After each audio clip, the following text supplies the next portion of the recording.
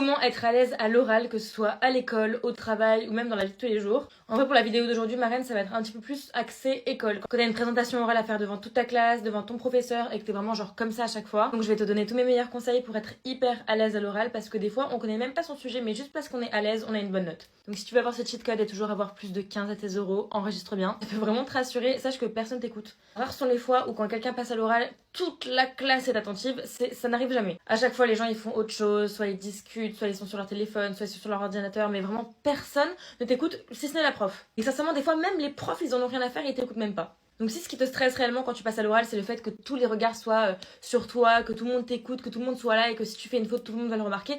Personne le remarque, vraiment personne le remarque. Ensuite, souvent la raison pour laquelle t'es pas à l'aise à l'oral, c'est parce que tu stresses. Mais tu stresses même pas pendant que t'es devant les gens, tu stresses même avant ça. Donc forcément, si t'es comme ça avant même de passer devant la classe, une fois que tu vas être devant eux, tu vas être encore plus au bout de ta vie. Donc moi, les fois où j'étais un petit peu stressée avant de passer à l'oral, je faisais des exercices de respiration dans mon coin évidemment. Mais je faisais la méthode 3-6-9, c'est ma méthode préférée pour vraiment me détendre en fait tout simplement. Tu inspires 3 secondes, tu bloques 6 secondes et tu expires pendant 9 secondes, mais vraiment une grosse expiration. Et tu fais ça autant de fois que nécessaire jusqu'à ce que vraiment ça te calme. Je te jure qu'arriver beaucoup plus détendu devant la classe, déjà tu vas être un petit peu moins au bout de ta vie et tu vas pouvoir commencer ton oral beaucoup plus facilement que si t'étais stressé. Ensuite, si t'es vraiment au bout de ta vie, regarde ta pote pendant toute la durée de ton oral. Ça permet un peu d'avoir un soutien émotionnel, d'avoir une copine que tu regardes pendant que tu passes ton oral. Et puis ça t'évite de vraiment regarder tout le monde et de voir que soit personne t'écoute, soit qu'il y a des gens qui te fixent, soit que la prof elle est hyper attentive et qu'elle te fixe. Enfin, c'est plein de choses qui peuvent te gêner, donc regarde une amie de confiance et ça va vraiment beaucoup plus t'aider. Ensuite, hyper important ça aussi si tu veux vraiment être à l'aise à l'oral ou du moins paraître à l'aise à l'oral, c'est la posture. Si tu te mets les mains dans les poches, que tu croises les bras, que tu